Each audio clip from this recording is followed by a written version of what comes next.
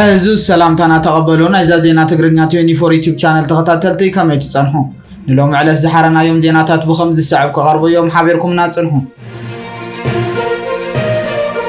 أب كينيا مانديرا زنبرو إثيوبياوያን بهጡት ለቆቆ ዝብል መጠንቀቅታ በፂሕዎም ኣሎ ኣብ ሰሜናዊ ምብራቅ ኬንያ ኣብ ኣውራጃ ማንዴራ ዝነበሩ ኣሽሓት ኢትዮጵያውያን ስደተኛታት ካብቲ ከባቢ ክወፁ መጠንቀቅታ ከም ዝተዋሃቦም ተሓቢሩ ኣሎ እቲ መጠንቀቅታ በቲ ናይቲ ከባቢ ሽማግለታትን መራሕቲ ሃይማኖትን ዝወፀ ኮይኑ እቶም ስደተኛታት ካብቲ ከባቢ ንምውፃእ ንሓሙሽተ ለካቲት ናይ መወዳእታ ግዜ ከም ዝተዋሃቦም እዩ ተሓቢሩ ዘሎ ንነዊሕ ዓመታት ኣብ ማንዴራ ዝነበሩ ስደተኛታት ስድራቤት ዝመስረቱን ንብረት ዘጥረዩን ካብ ኦሮሞን ካብ ደቡባዊ ኢትዮጵያን ዝመፁ ኮይኖም ኣብ ትሕቲ ዓቢ ፀቕጢ ከም ዘለዉ ገሊፆም ኣለዉ እቶም ስደተኛታት ከም ዝበልዎ ድሕረቲ መጠንቀቅታ ፖሊስን ናይቲ ከባቢ መናእሰያትን ነቶም ስደተኛታት ከጋፍዑ ከም ዝጀመሩ ይገልፁ ሆቴላቶም ይስበር ኣሎ ንብረት ድማ ይዓንሎ ገንዘብ ክኸፍሉ ብሓይሊ ይሕተቱ ኣለዉ ድማ ይብሉ በቲ ዝተቐመጠ ናይ መወዳእታ ግዜ እንተዘይወፂኹም ብዝውሰድ ንብረት ወይ ዝጠፍእ ሂወት ሰብ ሓላፍነት ኣይንወስድና ንብረትኩም ክዝመት እዩ ዝብል መግለፂታት ብመጉልሒ ድምፂ ይንገሮም ምህላው ይሕብሩ ከምቲ ሓደ ስደተኛ ዝበሎ ንብረትና ክንሸይጥ ወይ ክንፅግን ግዜ እኳ እንተዘይተዋህበና ከመይ ጌርና ኢና ባዶ ኢድና ክንገድፎ ንኽእል ክብል ሓቲቱ ኣሎ ማሕበረሰብ እቲ ከባቢ ከም ምኽንያት ምስ ጓጉ ኢትዮጵያውያን ዘልዕልዎ ጉዳያት ድማ ቀዳማይ ውድድር ንግዲ ኮይኑ ኢትዮጵያውያን ኣብ ሞተር ሳይክልን ሆቴላዊ ንግድን ዝነጥፉ ምህላዎም ኣብ መንጎ ነበርቲ እቲ ከባቢ ዘይዕግበት ፈጢሩ ይርከብ ኣሎ ካልኣይ ድማ ኣብ ባህልን ሃይማኖትን ዘሎ ፍልልይ ኮይኑ ኢትዮጵያውያን ኣብያተ ክርስቲያናት ይኸፍቱን ኣንጻር ባህሊ እቲ ከባቢ ዝኾነ ነገራት ይገብሩን ኣለዉ ዝብል ክሲ ከም ምኽንያት ተላዒሉ ኣሎ ኣምባሳደር ኢትዮጵያ ኣብ ኬንያ ደመቀ ኣጥናፉ እቲ ኩነታት ብቐረባ ይከታተሎ ከም ዘሎ ብምግላጽ እቲ ውሳነ ናይ መንግስቲ ኬንያ ዘይኮነስ ናይ መራሕትን ማሕበረሰብን እቲ ከባቢ ከም ዝኾነ ይገሊጹ እቲ ናይ መወዳእታ ዝወፀሉ ግዜ እናቐረባ ኣብ ዝኸደሉ ዘለዋን ብዙሓት ንብረቶም ከየውፁ ክሃድሙ ከም ዝተገደዱ ዝገለጸ ኮይኑ እቶም ዝተረፉ ድማ መንግስቲ ከዲሕኖም ተማሕፂኖም ኣለዉ በኻልእ ወገን ድማ ኢትዮጵያ በሃገራዊ ማዕኸን ገንዘብ ዝድገፍ መምሕያሻት ሸርፍ ናይ ወፃኢ ባጤራ ምኽንያት ባንኪ እቲ ሃገር 2.6 ቢልዮን ዶላር ክሳራ ከም ዘጋጥሞ ተገሊጹ ሃገራዊ ባንኪ ኢትዮጵያ ወርሒ ሓምለ 2024 ካብ ቀዋሚ ኣብ ዕዳጋ ዝተመርኮሰ ሸርፍ ናይ ወፃኢ ባጤራ ድሕሪ ምቕያሩ ባንኪ እቲ ሃገር 2.6 ቢልዮን ዶላር ክሳራ ከም ዘጋጥሞ ተገሊጹ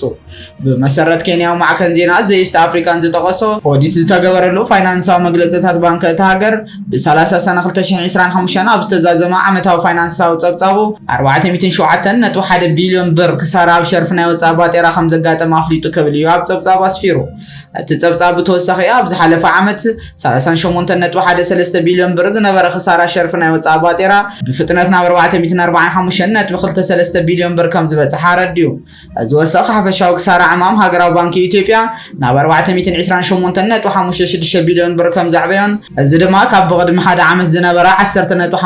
ቢልዮን ብር ብምዕባዩ ከምኡውን ነቲ ባንኪ ናብ ኣሉታ ናይ 380 ቢልዮን ብር ምዕሮይነት ኣእትይዎ ኣሎ ብምባል በዚ ድማ እቲ ትካል ቀጻልነት ዘለዎ ዓቕሚ ስክፍታታት ፈጢሩ ከም ዘሎን ተገሊጹ ኣብ መወዳእታ ሃገራዊ ባንኪ ኢትዮጵያ ኣብቲ ኦዲት ዝተገበረሉ ፋይናንሳዊ መግለፂኡ እቲ ክሳራታት ብቐንዱ ብሰንኪ ዳግመ ምትዕርራይ ሸርፊ ናይ ወፃኢ ባጤራ ምኽንያት እዩ ነይሩ ክብል ፀብጻብ እቲ ኬንያዊ ማዕከን ዜና ይሕብር ዝከም ዲልን ከሎ ኣብ ጉዳይ ቀይሕ ባሕሪ ግብፅን ኤርትራ ከም ዘግለለታ ተገሊጹ ኣሎ ብዛዕባ ፀጥታ ቀይሕ ባሕሪ ከም ዝኾነ ዝተነገረሉ ኣብ ቀረባ ግዜ ኣብ ስዑዲ ዓረብ ሓድሽ ስምምዕ ከም ዝተፈረመ ተገሊጹ ኣሎ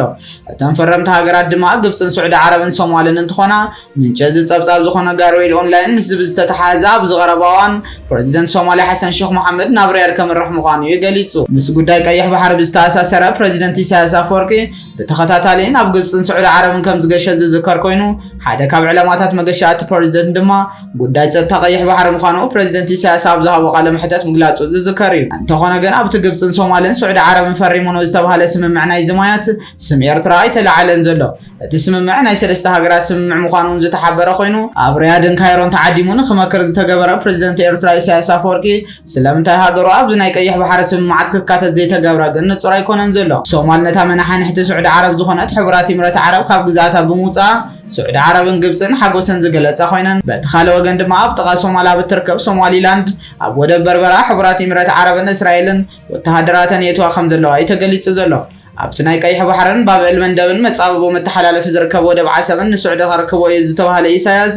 ኣብቲ ኣብ ቀረባ እዋን ተፈሪሙ ዝተባሃለ ናይ ቀይሕ ባሕሪ ጸጥታ ስምምዕ እንተወሓደ ብተወካል እኳ ዘይምርካብ ግን ኣዘራርቦ ኮይኑ እዩ ዝርከብ ኤርትራ ካብ ስዑድ ዓረብ ቀፂላ እታ ዝነውሓ ገማግም ባሕሪ ዘለዋ ሃገር ምዃና ዝግለጽ ኮይኑ ካብ መሬት ሶማል ብህፁፅ ትወፅእ ዝተገደደት ሕቡራት ኤምሬት ዓረብ ድማ ምስ እስራኤል ብምትሕባር ኣብ እታ ትግንጸል ዘላ ሶማሊላንድ ከም ዘስፈረት እዩ ተገሊጹ ዘሎ እዚ ከም ዚልን ከለዋ ውሽጢ 12 መዓልታት 3 ድሮናት ኢትዮጵያ ከም ዝተሓምሸሻ ተገሊጹ ኣሎ ካብ ፍልፍላት ደብረ ዘይት ሓይሊ ኣየርን ወተሃደራዊ ኮማንድ ምክልኻል ሃገርን ብዝተረኸበ ሓበሬታ ምስ ሱዳን ኣብ ዘዋስን ኣብ ግንባር ምዕራብ ትግራይ ክሳብ ሕዚ 3 ድሮናት መንግስቲ ኢትዮጵያ ከም ዝተሓምሸሻ እዩ ተገሊጹ ዘሎ ክሳብ 7 ጥሪ ኣቆጻጽራ ገዝ ድሮናት መንግስቲ ኢትዮጵያ 400 ግዜ ኣብ ልዕሊ ትግራይ ብፍላይ ድማ 36 ግዜ ኣብ ልዕሊ ኣርሚ ሰብዓን ብተወሳኺ ድማ ኣብ ውሽጢ ሱዳን ብምእታው ኣብ ልዕሊ መዕቆቢታት ዝርከቡ ስዱድ ህዝቢ ትግራይን ቀትርን ለይትን ወተሃደራዊ ዳህሳስ ከም ዝገበረ ዝተገለጸ ኮይኑ ኣብዚ ኸይዲ እዚ ብዕለት 25 ናብ 26 ታሕሳስ 2018 ብኣቆጻጽራ ገዝ ዘውግሕ ዋንነተን ናይ ዓረብ ኤምራት ዝኾና ብቻይናውያን ክኢላታት ዝተዋፈራ ክልተ ዊንግሎንግ ድሮናት ኣብ መንጎ ሕሞራን በረኸትን ከምኡውን ኣብ ምድረገነት ዓብደራፊዕ ከባቢ ምስ ሙሉእ ዕጥቀን ከም ዝተሓምሸሻ እዩ ምንጭታትና ገሊፆም ዘለዉ እተን ድሮናት ምስ ወደቓ ሽዑ ንሽዑ መንግስቲ ኢትዮጵያ ናብተን ከባቢታት ገዚፍ ወተሃደራዊ ሓይሊ ብምውፋር ንስብርበራት ኣራሪ ብምሽጠር ናብ ደብረ ዘይት ሓይሊ ኣየር ከም ዘጓዓዓዘ ዝተገለጸ ኮይኑ ኣብ ውሽጢ ሃንጋረት ድማ ብምንታይ ከም ዝወደቓ ምርመራ ይካየድ ከም ዘለውን እዩ ተገሊጹ ኣብ ከይዲ ምርመራ ወደቓ እዘን ክልተ ድሮናት መንግስቲ ኢትዮጵያ ካብ ዊንግሎንግ ንላዕሊ ክባርን ፅሬትን ዘለዋ ስርሒት እስራኤል ዝኾነት ሓንቲ ድሮን ምስ ካልኦት ድሮናት ናብቲ ከባቢ ብምውፋር ጽዑቕን ተኸታታሊ ዳህሳስ እናካየደ ዝቐነየ እንትኾን ብዕለት 7 ጥሪ 2018 ብኣቆጻጽራ ገዝ ኣጋምሸት ግን ኩለን ምስኣ ዝነበራ ዊንግሎንግን ሬንቦው ድሮናትን ካብ ምዕራብ ትግራይን ውሽጢ ሱዳንን ናብ ከባቢ ሽረን መቐለን እንትምለሳ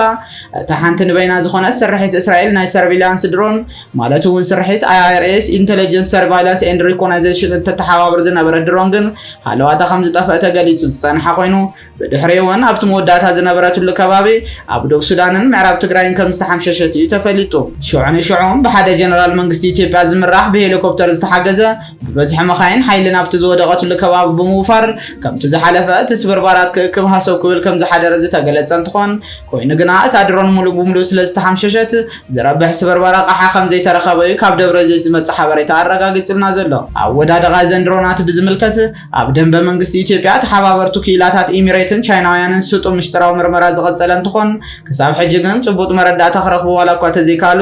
ግን ድማ ኣብ ክልተ ግምታት ተመቓቒሎም ከም ዘለዉ እዩ ካብ ወተሃደራዊ ኮማንድ ምክልኻል ሃገር ዝተረኸበ ሓበሬታ ዝገልጽ ፍርቆም ብኣርሚ ሰብዓ ሰራዊት ትግራይ ወይ ብሱዳን ጃም ተገይረን እየን ክወድቃ ኺኢለን እንትብሉ ብወገን ካልኦት ድማ ከምቲ ኣብ ቤንሻንጉል ኣብ መዋፈረ ናይ RSF ጀነራል ዳጋሎ ዝተወቕዓ ብግብፂ ወይ ብስዑድ ዓረብ ንጥቃ ኣለና እምበር ሱዳን ኮነ ኣርሚ ሰብዓ ከም ዝበለ ዓቕሚ የብሎምን ዝብል ቅዋም የስምዑ ከም ዘለዉ እዩ ተሓቢሩ ዘሎ ቀድም ክብል ኣብ ውሽጢ ኤርትራ ብሸነኽ ቡሬ ዝወደቐት ድሮን ሓዊስካ ኣብ ዘቐረባ ዝወደቓ ድሮናት መንግስቲ ኢትዮጵያ 4 ዝበፅሓ ኮይነን ድሕሪ ኣብዚ ስላሴ ጥሪ ዝተሓምሸሸት እታ ወሳኒ ስርሒት እስራኤል ዝኾነት ድሮን IRS ድማ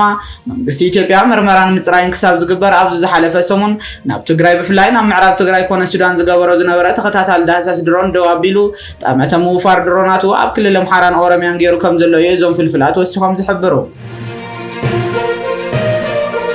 بخالو وجن دما أزاز حيلا ير إيرترا إثيوبيا خطورنا تدالي دلوات كونو زبل تزاز نسراويتو أم حلالي فلو أزاز حيلا ير إيرترا برغادير جنرال تخلي هابت سلاسة وده هابت سلوس بعلات إسران كلتن تري كلتشين إسران شدشن عبارات حيلا ير إيرترا أكيبو إثيوبيا خطورنا مدلوات سلازودات نخلو نجار تدالو زبل أورينتيشن كم ذهبهم تجليتسو برغادير جنرال تخلي هابت سلاسة أبزربو نافيش كساعات ترى يخم تصبي خم زبلومن أبزر درون زلو عبارات حيلا ير إيرترا بفولي إسران 4 ساعات نقحت كوينهم سمايات إيرترا نخحلو تنجرو وملو أبزوبا سمينا وقيح بحر إيرترا قحت لا يبستبهلو تهدرا مسلطني ناي درونات مقططام اوبريتر دروناتم بزعبا درونات تكنيكال سلطنا نهابو زنبرو 7 ግብጻውያን ዝሃብዎ ስልጠና ወዲዮም በዕለት 22 ጥሪ 2026 ተመሊሶም ናብ ዓዶም ግብጽ ከም ዝኸዱን እዩ ተገሊጹ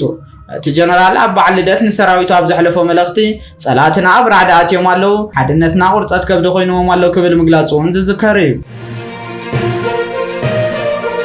ኣብ መወዳእታ ዜና عرفتي طهانور محمد برهان تمالي 4/23 ጥር 2026 ብዝሓደሮ ሕማም ካብዚ ዓለም ብሞት ተፈልየሎ ብግሉጽነት ትሕትናን ከምኡውን ኣብ ኩዕሶ እግሪ ኤርትራ ንምምዕባል ንምስጓም ዘይንቕንቕ ተወፋይነት ነይርዎ ተባሂሉ ብመቕረብቱን ብፈተውቱን ዝግለጽ طهانور محمد برهان ከም ኣቦን መራሕን መጠን ንወለዶታት ስፖርተኛታት ኤርትራ